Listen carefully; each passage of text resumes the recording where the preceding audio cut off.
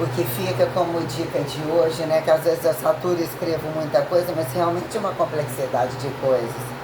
Sobre a dica de hoje é com relação ao exercício abdominal. Cãibra de abdominal é algo muito grave. Pessoas acima do peso não necessariamente têm que fazer abdominal inicialmente. É algo muito grave iniciar.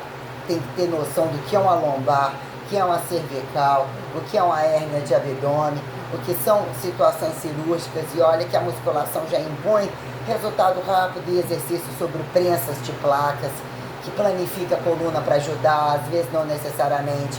Gente, é um somatório de questões para entrar, né, causar um processo inflamatório adequado, que vire uma reestruturação hipertrófica, mas isto abre um leque de fatores perante todas as condições aonde ir e vir se tornar tocante, se tornar invasivo, problematizador reconhecido, não problematizador reconhecido, né?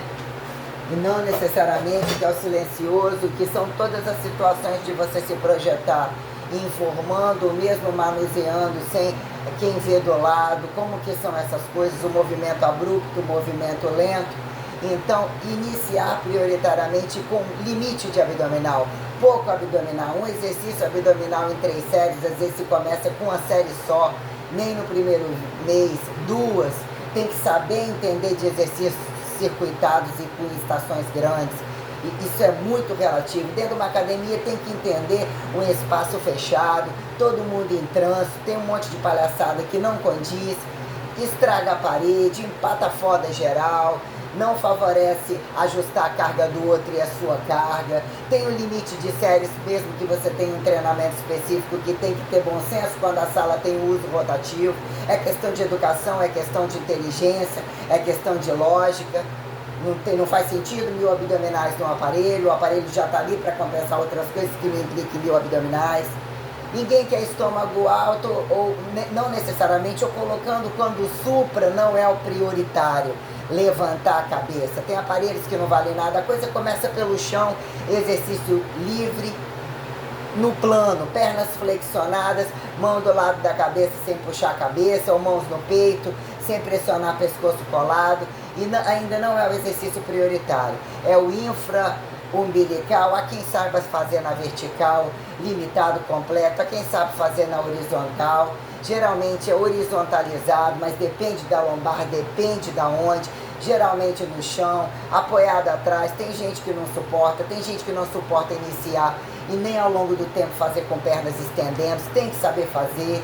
Quando associar uma prancha, depende de cotovelo, lombar, joelho, um somatório de questões. Nem sempre a pessoa se sustenta numa paralela, mas é interessante tentar. Mas por que sustenta? Tem tanto peso da cintura para baixo e não tem braço que aguenta manejar a própria carga e vira fardo para os outros, independente de você poder pagar um personal trainer. Tem questões, nem sempre o remador é adequado, nem sempre na máquina sobre tração é adequada. Uma máquina guiada ou na vertical, aqui em horizontal, são exercícios que requerem, tem o supra, né, na vertical, que você bota o bumbumzinho no ferrinho, faz de joelho não necessariamente, tem máquinas sentadas, tem máquinas variadas, mas o abdominal, para quem tem um bom trabalho, precisa de um bom trabalho, ele depende do supra, do infra-umbilical, que ele é completo, ele deixa o tronco alinhadinho, ele trabalha o abdominal como completo. Existem recrutamentos que a gente fala o que é um abdominal inferior e superior, mas como didática em relação a alavancar de movimento que você visualiza, é porque esse vem a cabeça na barriga, aí esse vem as pernas na barriga, mas ele é um trabalho completo. Mas de fato o que o infra-umbilical faz, os outros não fazem. Mas é muito grave machucar a lombar, é muito grave não saber passar o abdominal e não saber combinar. Tem algumas circuitagens dentro do campo da hipertrofia, e quem de fato busca hipertrofia pode ser associada a outras dinâmicas, mas sinceramente, exercícios de arcos descabidos, quem gosta de crossfit, sabe, vai para consertar na porra da academia e às vezes nem tem competência para isso. Escolher esporte tem que saber associar a academia. A periodização comercial costuma ser inconveniente. Pega um plano não sei aonde, vai 2 dias numa coisa, vai 3 na outra, volta 5 ali, vem no outro horário. Uma merda do caralho. O que você busca? Tem que ser perguntado para a pessoa. você está precisando de ir pro circo, você está precisando de pular de algum lugar, você está precisando de ser empurrado, você está me empurrando. Eu tenho que muitas vezes ser obrigada a levar algumas situações. Eu prefiro o sujeito que se acha guenzo e que não gosta de circo, porque eu tenho dinâmicas que eu posso passar, e nem sempre algumas dinâmicas da musculação eu tenho que avançar e retroceder. Pescoço, curvatura de trabalho, lombar, jogar carga, jogar movimento parcial, botar step sem necessidade, ou um monte de coisa para projetar glúteo e coxa.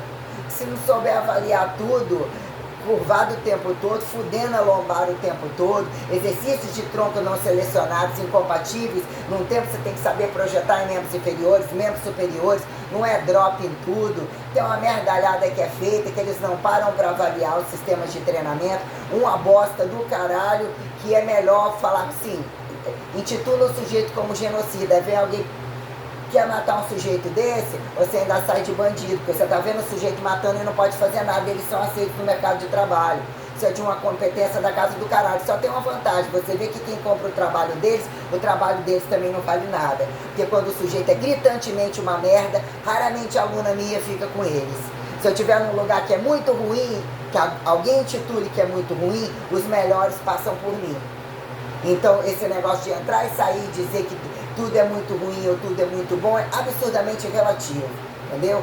O ato de fé comum e você edificar, se impostar com movimento corporal e não necessariamente, cabe a você e a Deus, e mesmo ter uma responsabilidade social de você se empoderar perante isso daí. Não tá bom? Tá falando por quê? Por que não falou na minha cara? Não gostou? Prioritariamente você tá me sustentando? Você tá me pagando? E por que você está aqui também? Ou por que motivo eu sou diferente e não posso ter aceitação? O que temos no bem comum?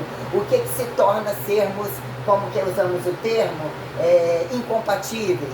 Existem condições minuciosas que imperam os limites dos outros não quererem determinadas coisas e, entre aspas, sobrar, apontar incompatibilidade, mas a pessoa precisa de estar em sociedade e saber lidar com isso. Então você tem que driblar as suas frustrações, os seus limites, por que não eu, por que não eu agora, por que não estou e por que o outro também não pode estar.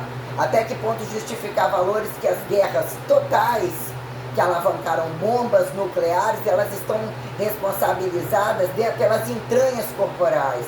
O que é o valor perpetuativo que implica miséria? Pelo um corpo você é rejeitado, pelo um corpo você abandona o filho ou é abandonado. O que é o prazer das velocidades e das desvelocidades, que é conveniente negligenciar, calar, falar. Até ontem estava bom, agora se torna inimigo, por quê? Quem dorme junto se torna inimigo, por quê? Por que um filho tem que pagar? Por que o outro tem que ver? Por que alguém na sociedade tem que falar, cheguei e já tem que morrer?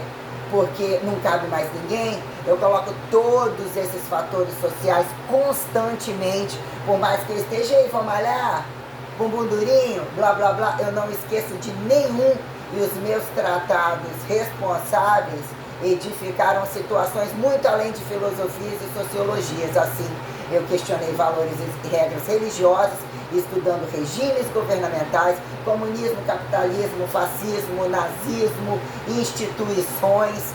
Vocês não têm noção da bagagem de coisas que eu sou capaz de ler, mesmo de barriga vazia, mesmo num cansaço, mesmo sem dormir. E eu tive muita dignidade perante tudo isso, e muita coisa aconteceu na minha vida, entendeu? Buracos que pareciam sem fundo para comprovar a minha fé, porque eu já sabia que eu tinha exercido o ato de fé sem corrupção alguma e com a maior pureza da educação que eu trazia de dentro da minha casa, com regras inclusive religiosas, que elas tinham liberdades totais, mas eu fui edificada em campo católico, né? Frequentar a igreja, ter liberdade de conseguir o que eu quisesse, sendo assim, suficiente para viver uma vida, né? E compreender coisas que se faziam crescentes, por que a gente questiona, por que viram marcas entre filhos e família, por que uns se tornam longe, se tornam presentes, o que é isso e aquilo, e que pessoas que vêm até você o tempo todo, o que é você familiarizar às vezes de fora de casa, né? Porque você tem que entender o porquê que você está com pessoas, se as relações de dinheiro implicam em você precisar de acreditar e deixar que acreditem em você e subsistenciar isso daí. Então os valores, né, que começa malhando no abdômen, o abdômen está respirando, está falando, está grávido, não está grávido, está estéril, se tornou a quem apontar e desapontar, porque constantemente edificamos famílias, filhos, satisfações sexuais, satisfações mercadológicas, satisfações entre o nascer e morrer. O que é a plenitude de você eternizar, imortalizar pelo corpo e, além disso, justificar os infinitivos racionalizados como coisas, mas quem somos pessoas perante o valor da eternidade. O sacrifício da cruz e a verdade da cruz como um paraíso. O que é o fator da ressurreição quando colocou as máximas de acreditar na Santíssima Trindade? O que o universo do corpo moderniza e linearizou entre tantas pessoas se tornarem apóstolos não necessariamente reconhecidos pela imagem, por estarem trabalhando como pobres, por estarem trabalhando como ricos. Como fica tudo isso? Eu coloco muito tudo isso, entendeu? Ao longo do tempo, muito minuciosamente.